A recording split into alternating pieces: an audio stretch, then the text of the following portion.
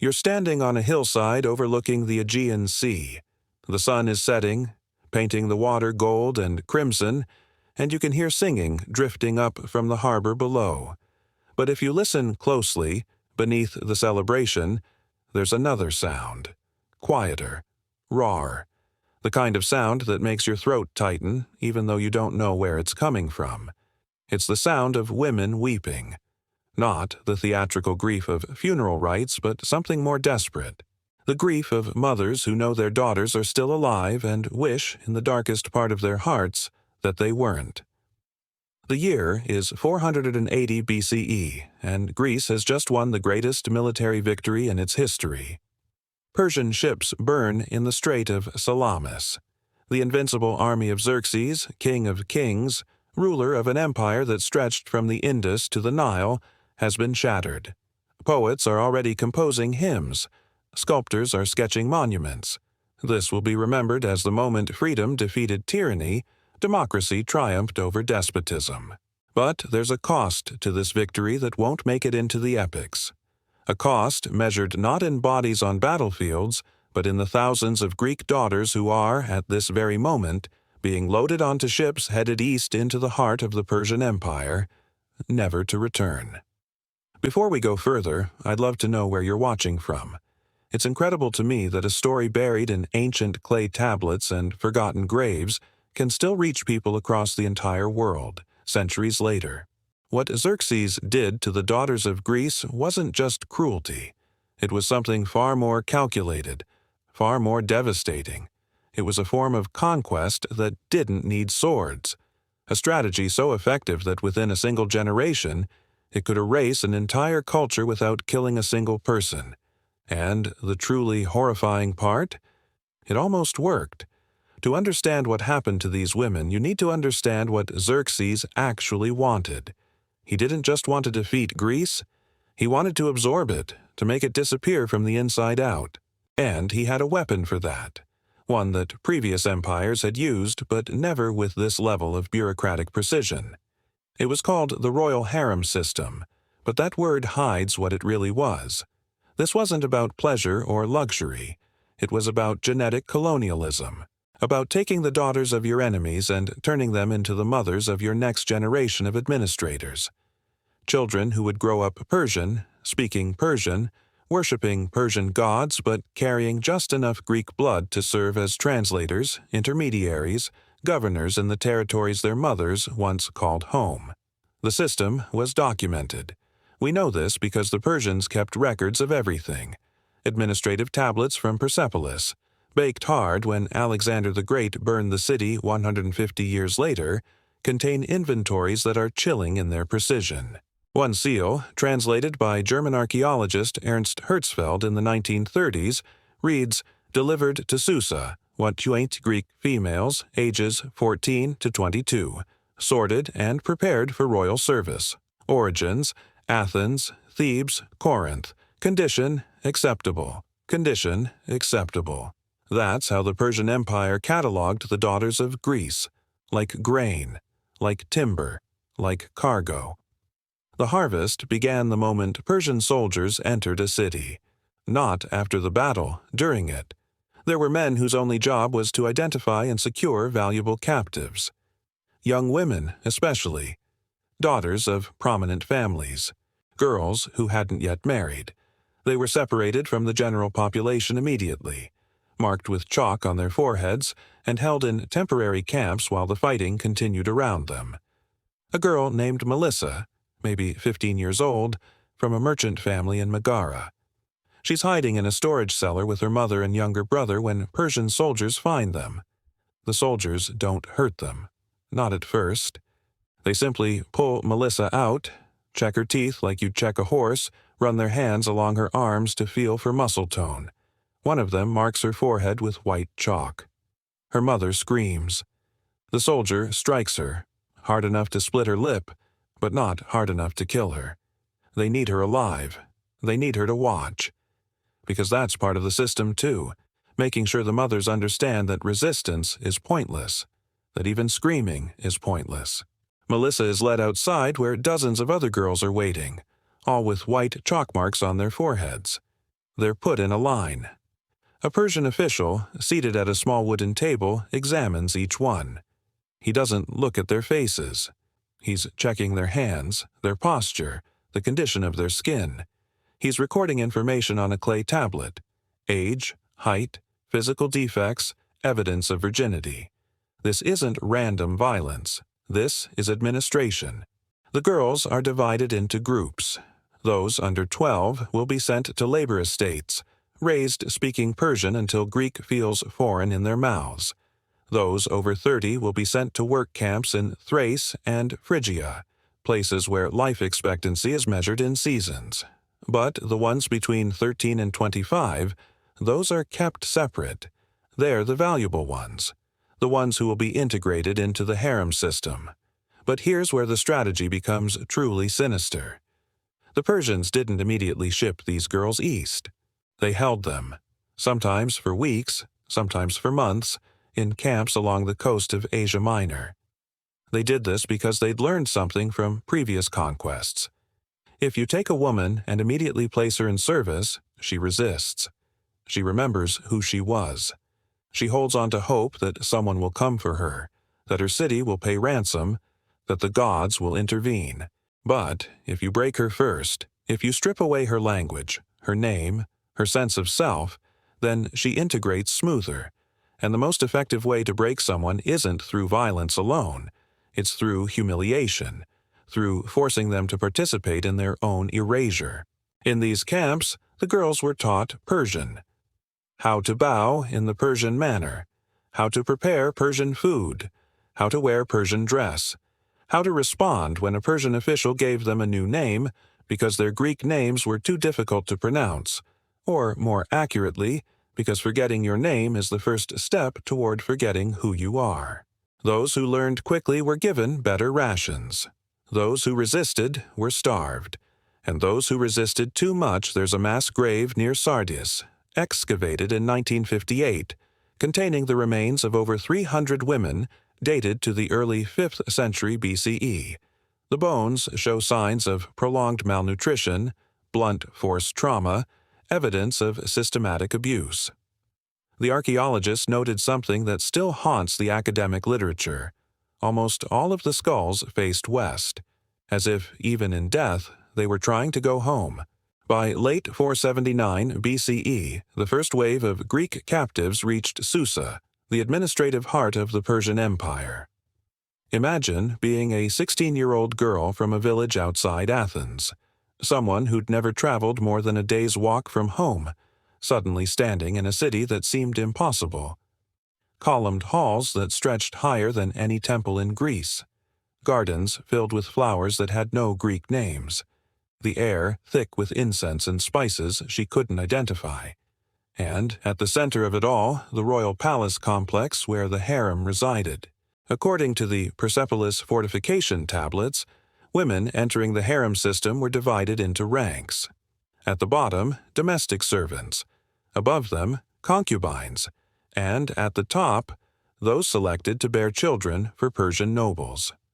The children born from these unions would be raised Persian, but their mixed heritage made them perfect for administrative roles in newly conquered Greek territories. They could speak both languages, understand both cultures. They were living bridges between empire and colony. This was the goal. Not pleasure, integration, genetic colonialism. Not every girl survived the process. There's a record of a girl named Thalia, her name preserved in a Babylonian administrative tablet from 477 BCE. She was 15 when she arrived at Susa. The tablet notes that she refused integration and was placed in a disciplinary unit, which meant forced labor in the palace weaving rooms. 14 hours a day, minimal rations, no contact with other Greek women. She lasted 8 months. Cause of death, exhaustion. But some did survive. And what happened to them is, in some ways, worse than death, because they became complicit. There's a letter, preserved in the dry climate of Bactria and translated in the 1970s, from a woman named Roxane, a Greek name. It means bright. She's writing to her sister back in Thessaly. The letter is dated to around 470 BCE, 10 years after the Persian invasion. She writes, "I am well. I have learned the language. I have learned the prayers. The king's steward has taken me as a secondary wife. I have given him a son. He is beautiful. He has your eyes. But he will never know your name. Please do not try to find me. I am not who I was. I am not who I was." That sentence should haunt you, because Roxane survived. She was fed, clothed, elevated in status. She had a child, and in exchange, she gave birth to a son who would grow up Persian, who would never know his mother once prayed to Athena, who would never sing the lullabies she learned as a girl in Thessaly. This was the true strategy, not massacre. Massacre creates martyrs. Songs are written.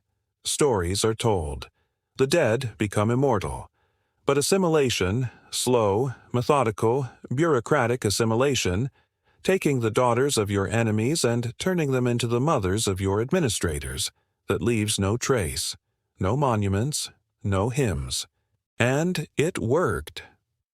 By the mid-5th century BCE, there were thousands of mixed Greek-Persian children serving in the Achaemenid administration. Some became scribes. Some became soldiers. Some governed the very territories their mothers had once called home, enforcing Persian law in cities where their grandparents were buried. Xerxes didn't just invade Greece, he tried to absorb it. But some women did come back. Not many, but some. In the decades after the Persian Wars, as Greek power consolidated and Persia's grip on the Aegean weakened, a trickle of women began returning home, freed by sympathetic owners, ransomed by desperate families, or, in rare cases, escaped.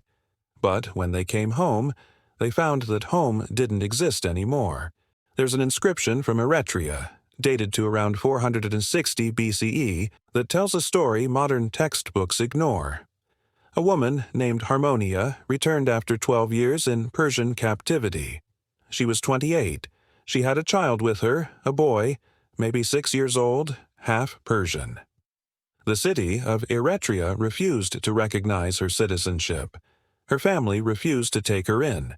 The reason, recorded bluntly in the city's legal archives, she has been defiled by barbarian touch and born a child of mixed blood. To accept her would be to accept the enemy.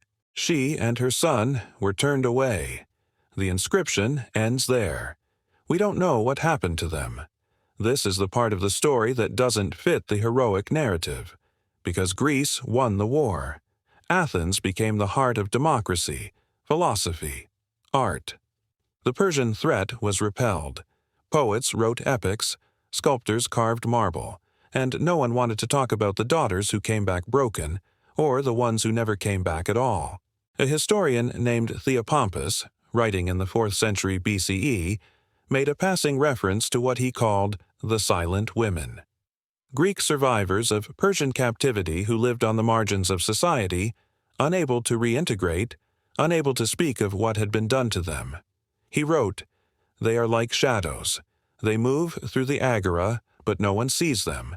They were taken, and though they returned, they are still gone." The silent women. That's what Greece called them. And then, over time, they stopped calling them anything at all. By the time Herodotus wrote his histories in the 440s and 430s BCE, the focus was entirely on battles, strategies, the glory of Greek resistance. He mentions Persian captives once in a single line. Many Greeks were taken, but in time, some returned. Some returned. That's it. That's all he gave them. But the graves don't lie. Across Greece, especially in regions that saw heavy Persian occupation, archaeologists have found burial sites from the mid-5th century BCE containing women's remains with unusual characteristics.